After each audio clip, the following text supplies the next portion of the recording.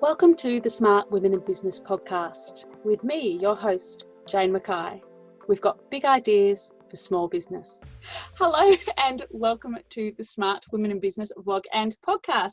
Today I am talking to Fi Mims, a professional photographer for over 15 years. Fi is passionate about working with thought leaders, entrepreneurs and business owners to create images that amplify their personal brand and inspire others to work with them.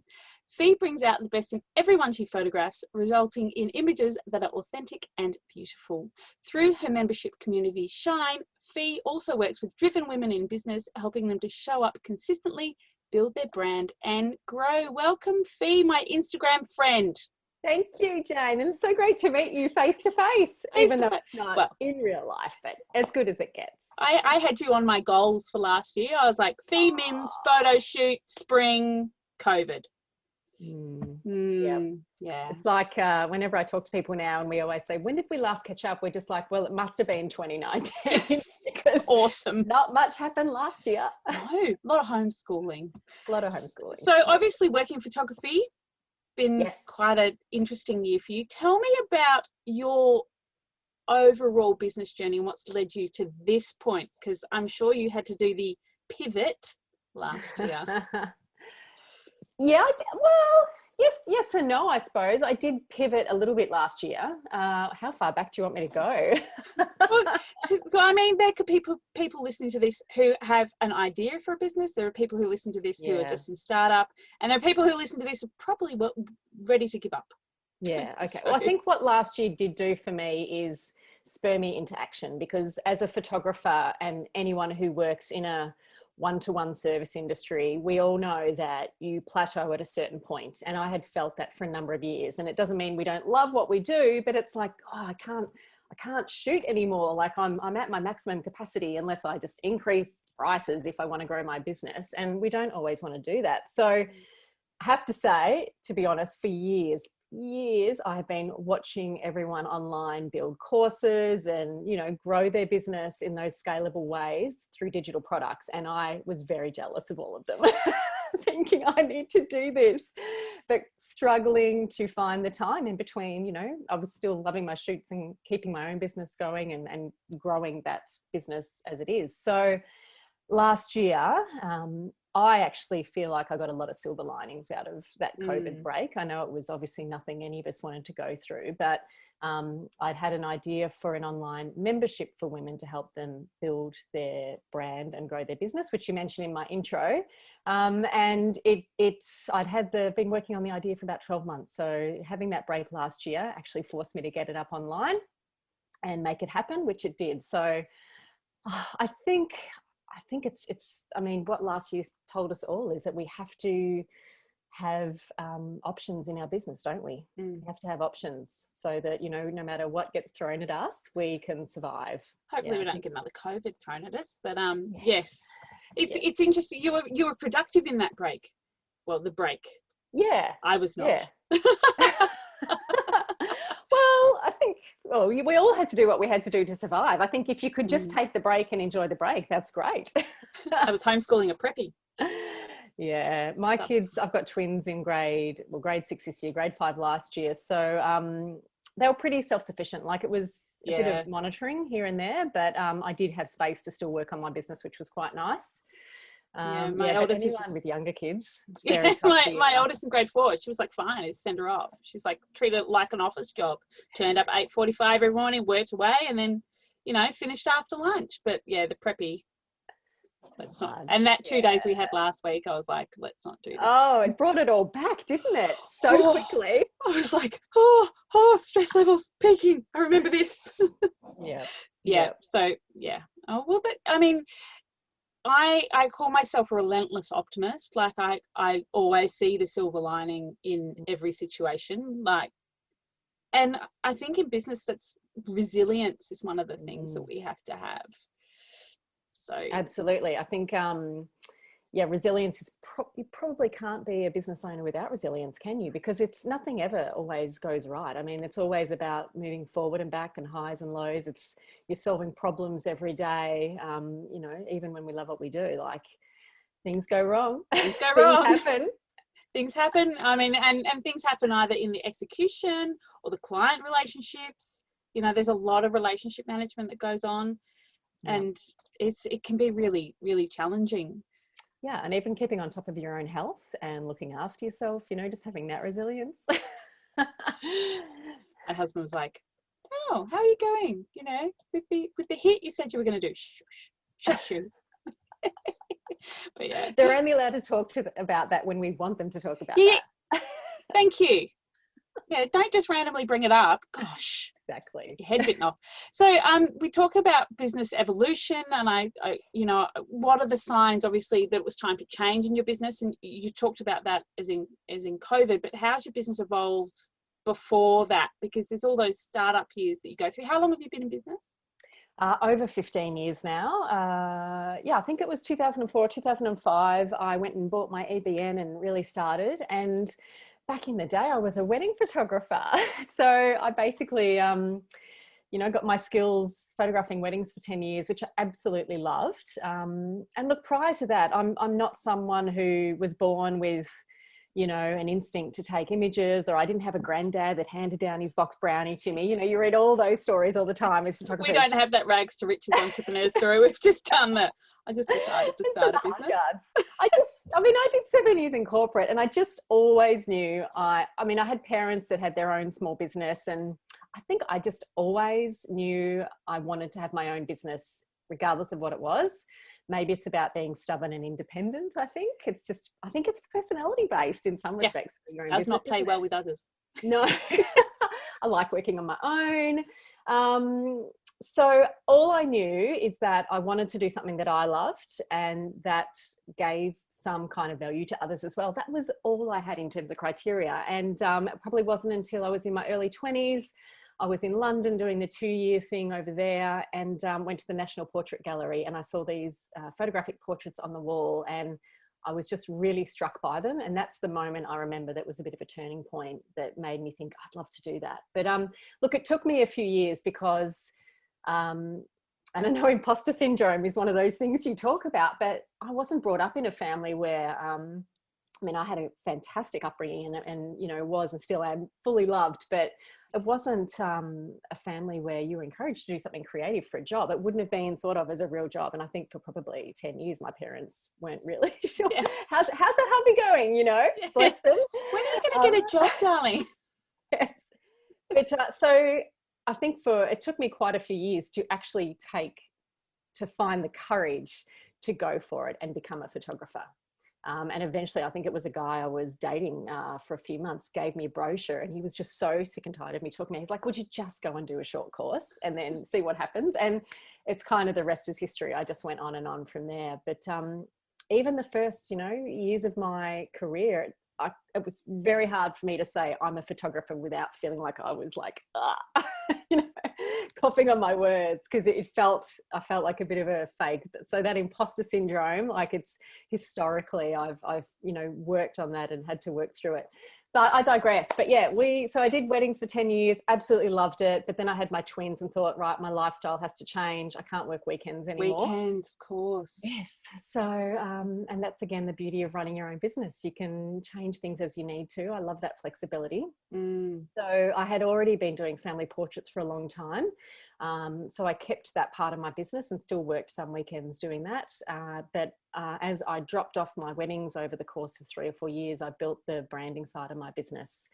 Went and found my first little studio space, started doing headshots, and personal branding was just starting to get talked about at the time. Yeah, it wasn't a thing, was it? No. It's weird, and it's so key to having your own business, and anyone who is a thought leader and positions themselves as, either a thought leader or a maverick or an educator or a leader. You've got to have a personal brand, even if you're in a business with someone else or under a brand. Yeah, absolutely. And, actually, someone who I did a little bit of coaching with way back in the early years, Julie Parker, who actually heads up Beautiful You Coaching Academy. Yeah. She said to me, I've just got this feeling, Fi, that women are going to need lots of photos for their business. Like, she is the most intuitive person. And you know what? She nailed it. Yeah. So, she knew. She's like, why don't you just promote that a little bit more? But,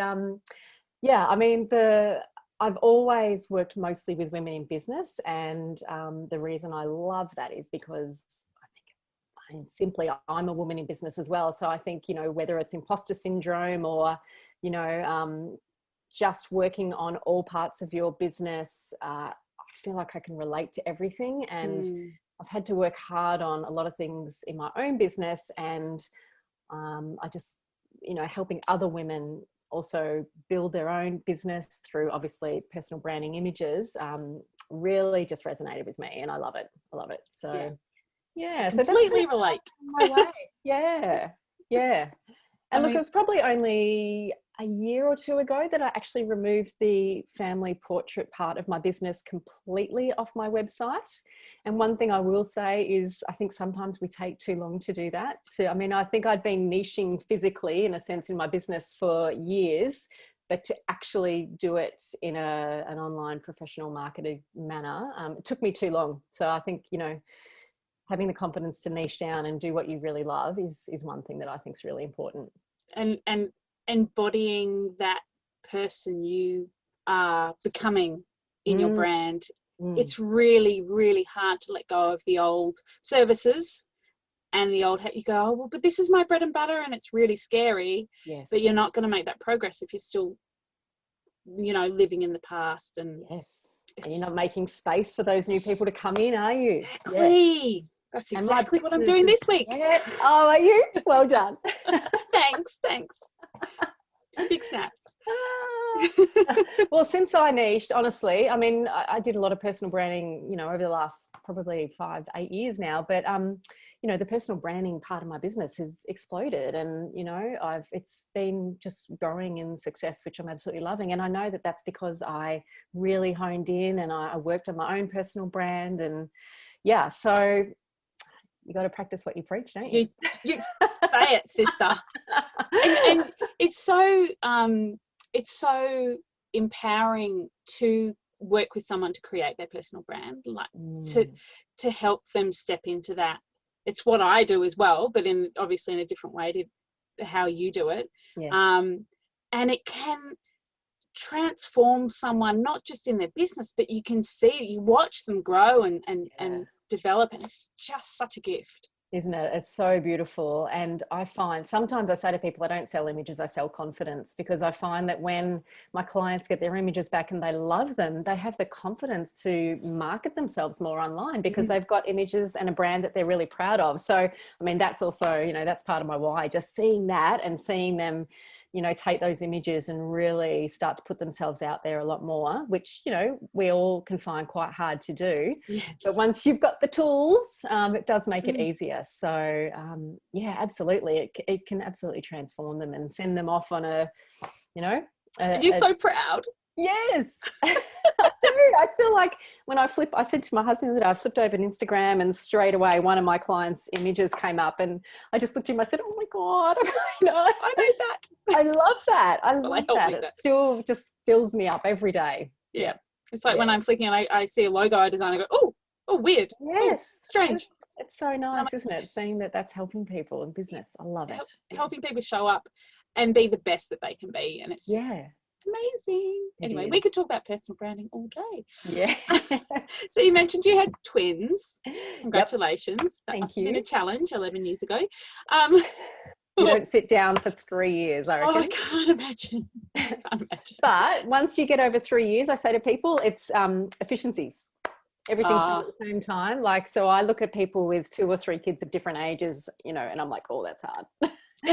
That's even more of a juggle. Oh yeah, mine are 3.5 years apart, and I'm just starting to see the light at the end of the tunnel. My 6-year-old can like dress himself and you know, get a bowl of cereal if he's really pushed, and get a cup of water, and that independence is it's it's amazing, isn't it? It's I'm really amazing. starting to feel it. And my kids, they go to high school next year, and they're going to be able to walk to school, and I feel like that's going to be a bigger milestone than my 50th, I think, because, you know, just think about the ways that opens up your life when your kids can walk to and from school. I'm like, that's incredible. So I'm just counting down the days until they start year 7. Don't wish the year. Actually, no. Well, this year is like, hurry up. let us travel again. Oh, I know. But we're digressing again. How do you manage your life then as an entrepreneur? And I know how hard it is with kids, and obviously you've had your business since before you had kids. Efficiencies, apparently. Well, as much as possible. Look, I'm not an expert at it. I don't think, well, there are probably some people that do it very well. I do a lot of working late at night, so I'm going to be transparent about that. But I suppose I've never minded, and I'm more of a night person than a morning person. So instead of getting up at 6 a.m. and doing a couple of hours on my business before work, I tend to be more still the other end of the day, which I'd love to flip it, but I don't know if that's ever going to be possible for me. But I think typically self-care is probably the area where I am still working on. Yeah.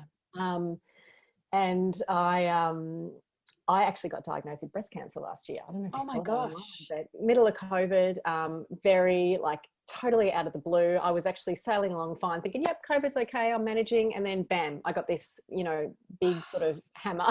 And look, I'm actually a really good news story. I caught it very early. I managed to get into surgery in August and, got a fantastic result from that. So I am very much a good news story. So women, check your tits. Yeah. Do me a favour. Feel your boobies. Feel your boobs. Check them regularly. I didn't. I was just lucky I found it. But that really, I think I had taken my health for granted for many years because I have always had very good general fitness, but I haven't actively gone out and done things. And I think that's really hard when you have kids and you're not a morning person and you're tired in the evenings. So I'm still working on that. And that's probably, COVID and that happening has also nudged me into action to really work on my health more this year. And I think that's really important as women in business because we put ourselves last. We do. And as mothers, we do have a tendency, just as mothers, we're the default last person. Absolutely. Wow. And look, one tip I will give though, and I know we talk about batching a lot in business, batch your content, batch your social media. I batch my housework. So one thing I do is I do all my laundry on a Saturday. And my husband and I, we sit down and we meal plan and do online shopping, grocery shopping on usually a Saturday or a Sunday as well. And I find that takes a lot of my thinking out of the week. Like I don't mental have to load, isn't it? It's the mental load. Absolutely. I mean, there's always still plenty of mental load to fill those gaps. Oh, yeah. But I find I try and batch a lot of stuff at home, which leaves me free to think about all the other things I have to do. And I'm lucky. I have a partner who's great. He does a lot of cooking. He helps out. He does half the housework as well. We are incredibly supportive to each other. He also has his own business, but I know also a lot of women do most of the load themselves still. And I think, that's slowly going to change as we, as generations move on. But I think, just helping yourself as much as possible, supporting yourself through putting those systems in place at home is really good. And outsource if you can. Yeah. I'm on that tipping point now of I've just got to let that go and outsource. And people are like, how do you even run a business without a VA? And I'm like, it's just all in my head. And that's what scares me. Yes. No, I'm the same. And I actually just chatted to a couple of VAs last week to get some additional support because I think you're right. I had it all in my head and it's like, well, even if I can do it, do I actually want to do it? Is this the work I should be doing? We got to focus on the work that's going to really build our business and also the work we love. If you don't love, just give that to someone else. And bookkeeping. Yes, absolutely. But I think, again, it's one of those things we can sit on for way too long because of the fear of, the cash flow and, can I afford it? But, and look, I have outsourced a lot of things in my business for years now. I do outsource my bookkeeping and editing and retouching and different things. And I have used VAs over the course of the years. But I think, if people are feeling like they're just, burning the candle at both ends and doing everything and you've got, 100 things in your mental list every minute of the day, it's time to look at getting some help. And, you can start small, can't you? You can. Just outsource that one thing. Yeah. Yes. And that can just be the set you free thing. Absolutely. Yeah. I just think that you as women in business, we need to focus on where is it that we want to spend time in our business? And we're so, especially because it's sort of a hangover from when you're in startup, you're so used to doing everything yourself, that as your business evolves, you forget that you don't need to do everything anymore. And absolutely. And spend more time. You know, you think, oh, I wish I could spend more time doing one-on-one with my clients. Well, make that space in your business. Yeah. I think sometimes we feel like we've also got to work hard to earn the money sometimes. I think I've been thinking about that myself over the last month or so, thinking it's just my mentality. Like I feel like I've just got to work really hard, and maybe I don't have to work really hard. No, we don't. Earning money doesn't have to be hard. We don't have to work hard to do it. Yes, but I think there is that belief around small business, isn't there? You know, maybe for women as well. Maybe it's a female thing. I don't know, but I think we feel like we have to work really hard to be worthwhile. Yeah, and that's you know, I'm working on that belief at the moment. If anyone's got any tips, send them to me. Actually, Denise Duffield-Thomas, you know DDT, yeah. Well, I wasn't going to mention it, but I've just joined boot camp, which is why I'm thinking about all of this. That's why you're in the money mindset place. I haven't thrown myself into the content yet, but I've been following Denise for years, and my beautiful friend Michelle up on the Gold Coast does all of her photography. So I'm always, you know, eyeballing her beautiful images. I love her colour. And I finally this year went, I'm going to do it. I'm going to do it. Joining boot camp. I feel like I'm one of the last women in Australia now to do it, because I jumped into the group and there's so many awesome women in there I know already that have been in there before. Like, so hang on. Very excited.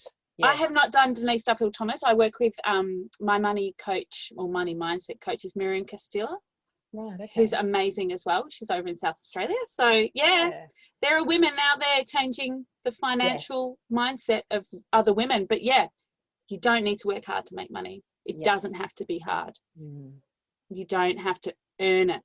Yes. I mean, you have to earn it, but you don't have to slog to get through. Yeah. Which is, I think our generation is the one that's going to, you know, slough off that mindset of we've finally got to the point where we're earning money almost equal to men. We don't have to prove it anymore. Yeah. Absolutely. We don't have to prove our worth anymore. Yeah. And I also want to, having a daughter that's 11, I mean, it's important to role model to both my kids, but in particular, my daughter, I don't want a role model that that you've got to work really hard and you've got to work every night, you know? So I think it's really important for our kids as well to teach them by showing them. Can't be what you can't see. Yeah. Telling my kids to get off their devices, and here am I working. What are you doing, Mum? Emailing. Shh. I am working. I'm not gaming. I'm not in Roblox. No, I'm not on Roblox. Making us money. Minecraft. I'm not spending money. I'm making money. Well, my daughter made a Roblox, her first ever Roblox world, or whatever it is. She got 1,000 views the other day. I'm like, first business. There you are. Yes. Well, every kid wants to pretty much be a YouTuber these days, don't they? My son is 6 and he has grand plans. I've taught my daughter how to use one of them, Screencast-O-Matic. Yeah. To edit film. She's all over it. Anyway. I'll keep my eye out for them. You might be able to retire early. Oh, hopefully. Yeah. Apparently we're building a studio in a shed upstairs so I can do film not in a small space in the study. Yep. And apparently that's a kid's YouTube studio. So all right. Who's charging who rent? You lease it from me. Yeah. Oh my gosh. So what does a great day in the office look like for you? Actually, it's probably not in the office for you, is it? Yeah, no, it's not. Great day for me is out shooting with my clients. Absolutely. Like that's when it all happens. That's when the magic happens. I love that. I mean, I actually do enjoy this part of my work, like sitting at my desk. I think this job fulfills both sides of my personalities, that introvert, extrovert. I'm obviously, the shooting I love, but they're very energetic days and you've got to be on. I've got to be on for them. They got to be on for me. So I try and these days, and it's one of the ways I'm trying to, work better to my boundaries and look after myself more. I'm trying to shoot 2 days a week. Yeah. So I can give that, all the energy I need to. And then, then I spend those other days at my desk working on my business or my membership, which is really nice. But they're definitely my favorite days for sure. Yeah, for sure. It's like I love doing one-on-one with my clients and, an hour or, a half day kickoff session or whatever. But after that, I'm like, I'm not doing back to back like all day because it's exhausting that energy. And I'm an introvert extrovert as well. Like Kate Toon calls it ambivert. I think that's the right. Yes. And both in Latin. Anyway, etymology, we talk about that as well. And I think, you need that recovery time when you've got that introvert side. And can I just say, I'm going to be 50 in a few years, and I just don't have the energy I used to have 10 years ago as well. That bloody aging process, it really shits me. Don't tell me that. I'm exhausted already. I turned 40 last year, but I still haven't celebrated because it's lockdown. Oh, you're a young chicken. Yeah. You're going to celebrate this year? Well, we were going to, but restrictions hard are to still plan. in. Yeah, still got restrictions. But anyway, draw the festival out, I say. Keep the festival going. Yeah, Angus said, well, Angus, my husband, it might be your 48th at this rate. We don't.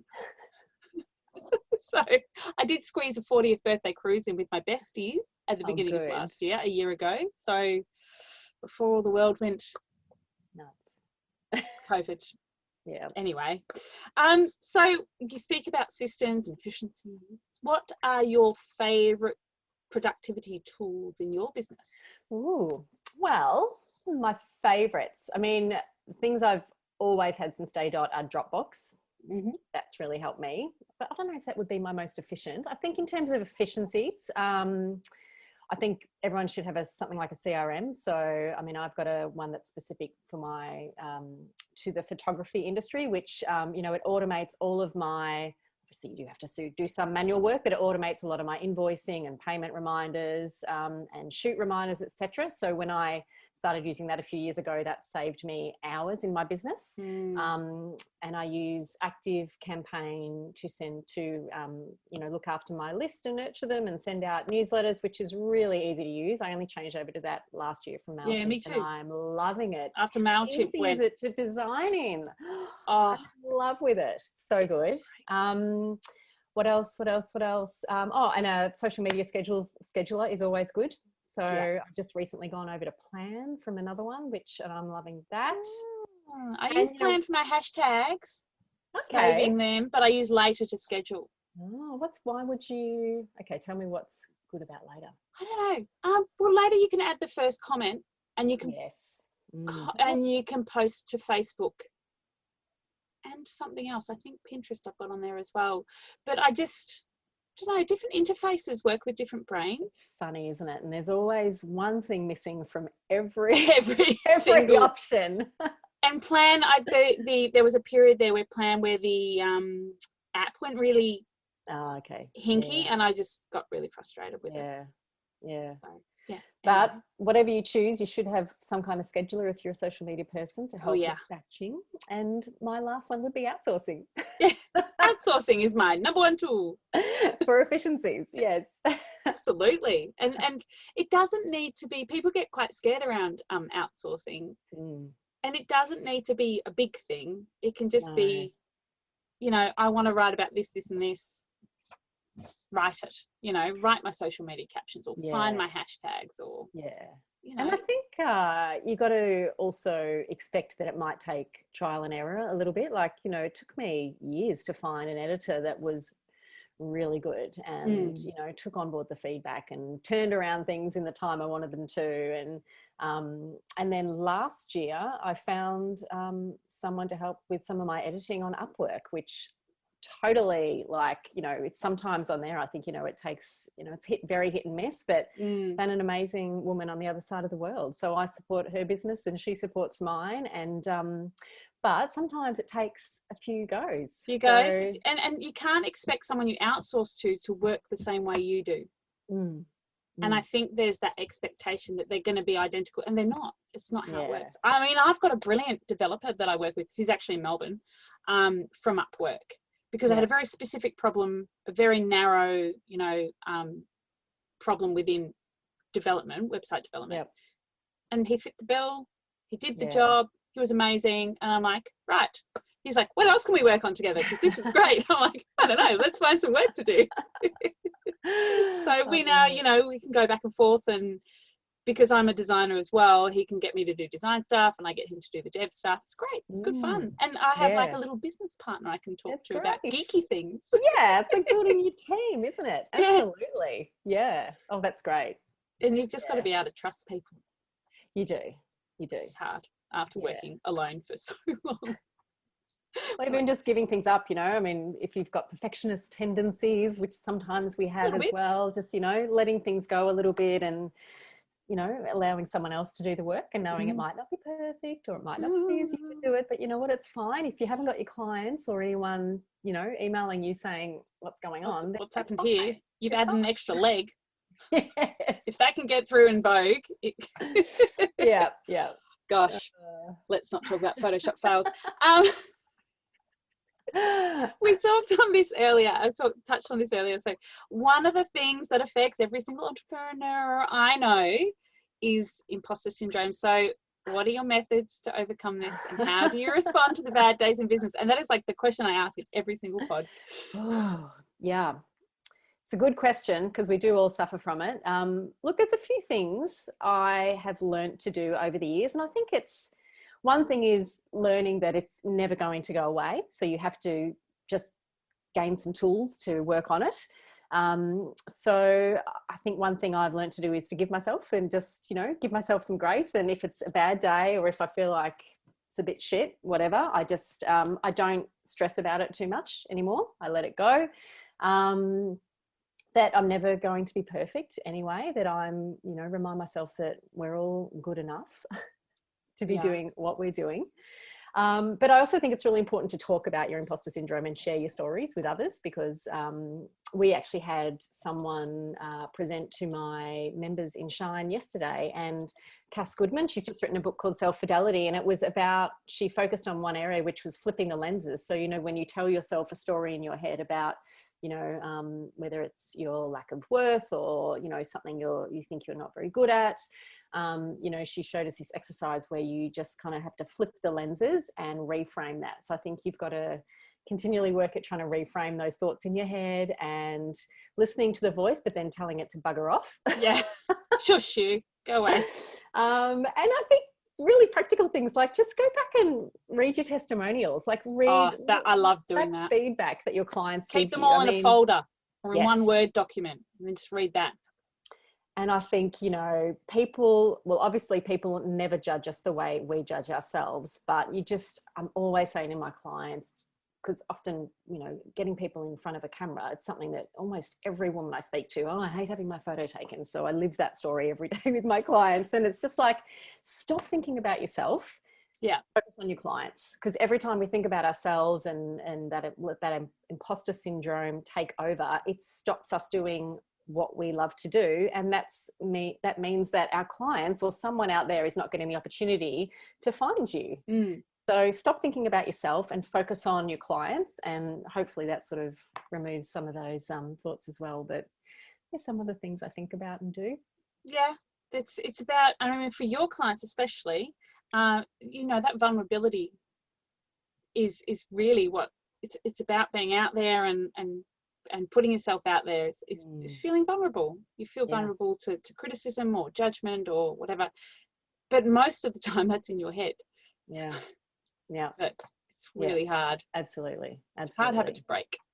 It is. And I think it's something you always have to work on. It just doesn't go away, does it? But I think you can get better. And I think I've gotten a lot better over the years with dealing with it. Like, as I said, in the early days as a photographer, even saying I was a photographer, I was like, oh my God, what are you, who are you to say you're a photographer, So it's taken years of work to get over that hump. But I feel like these days I'm much better with it. But everyone still has their bad days, even people at the top of their game, Oprah Winfrey will say she suffers from it. We just got to, it seems really simple, but we just have to keep reminding ourselves that it's actually, they're just not good thoughts. They're just wrong. No. They're wrong.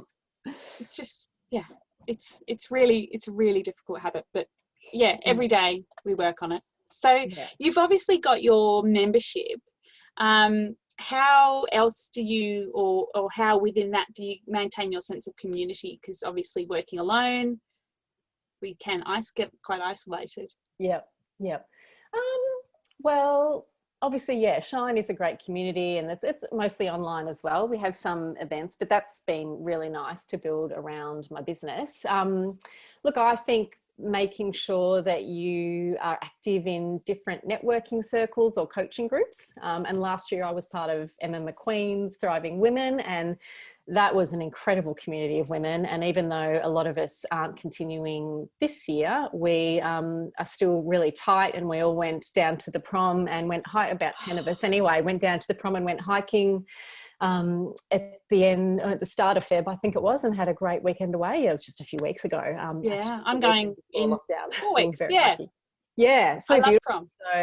So that's great. So I think that's really important, whether it's, an organized coaching group or something else. I think making sure even if it's saying, okay, one thing every month I'm going to go and join and meet some people, I think that's really nice. And I'm a big phone person. When I'm in the car, if I'm commuting in and out to shoots or the studio, I try and keep in touch with people, pick up the phone, and on a more personal level, probably just trying to keep in touch with some friends and some of my gorgeous clients. I'm probably a bit of an introvert at home. I don't have a massive social life anymore, so I find my work. That's called having children.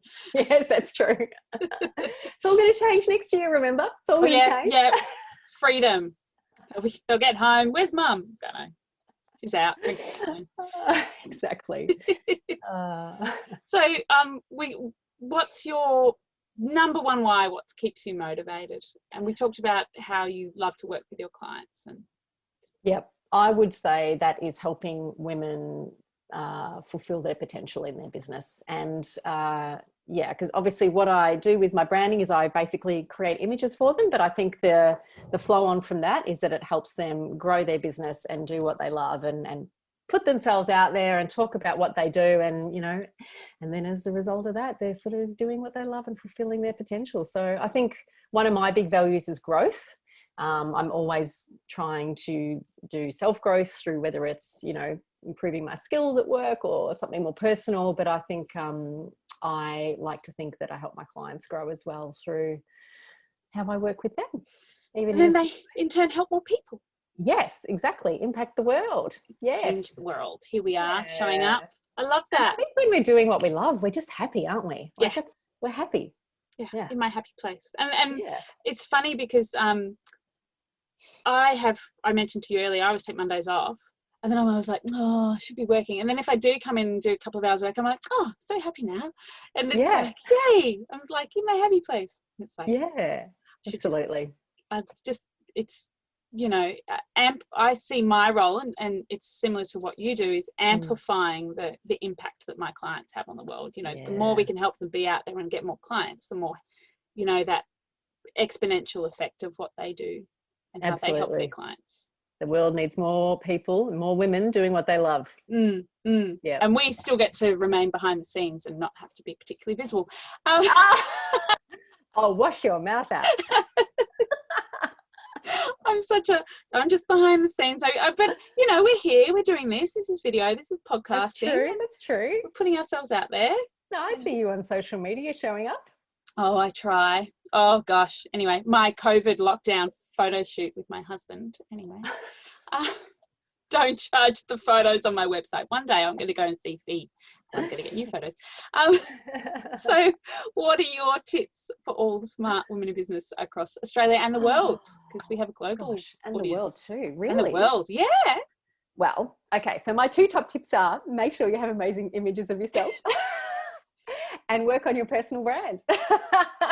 Because I think these days, and again, as a result of last year, it is more important than ever to have a strong visual brand so you can stand out online. Like, with everyone pivoting, I mean, it was competitive before COVID. So now since COVID, with people pivoting, I find that online marketplace is just even noisier than ever before. So I think, working on your personal brand and building your business through that, like it's the one asset we all have. There's a lot of other branding photographers out there, but none of them have the personal brand I have. And that's my way to show my uniqueness and to connect with my audience. And I think it's just the one asset. I can't say that word, can I? It's that one asset. Maybe I just want to say ass. Just get it out there. It's the one asset that we've all got that is unique. So I think, And it is about connection these days. It's not just about how good you are at what you do. Whether it's fortunately or unfortunately, you have to show up and you have to connect with people, because that's how people are making decisions these days. Exactly. Yeah. So I would say those two, and outsource when you can. I love that. And you're so right, because people are making, and I talk about this a lot, making genuine human connections is how people are making purchasing decisions now.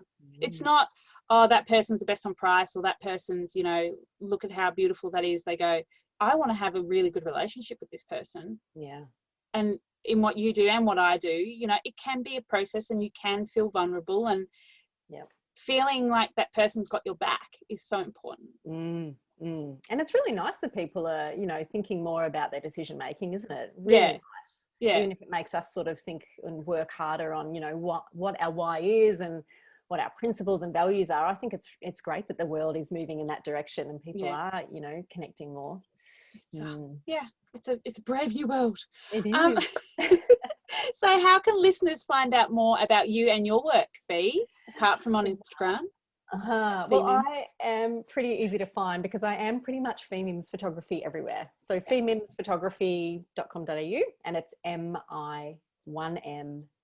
I often get the double M's in there. I will link it. Fi Mims Photography on Instagram, Fi Mims or Fi Mims Photography on LinkedIn, and the same on Facebook. So yeah, come visit. Come go and have a look at Fi's beautiful photos. They're lovely. So I'll do all of that all the links in the show notes, and people can obviously find out about your membership at your website. Yes, they'll be able to find that on the website too. Awesome. Yeah. Well, thank you so much for chatting to me today, Fi. Oh, it's really fun, Jane. Really fun. All right. Well, we'll have to do this off air one day soon. Yeah, one day with champagne. With champagne. Now you're talking. Thanks, Fi. You've been listening to the Smart Women in Business podcast. If you've enjoyed this episode, please leave us a review and don't forget to subscribe.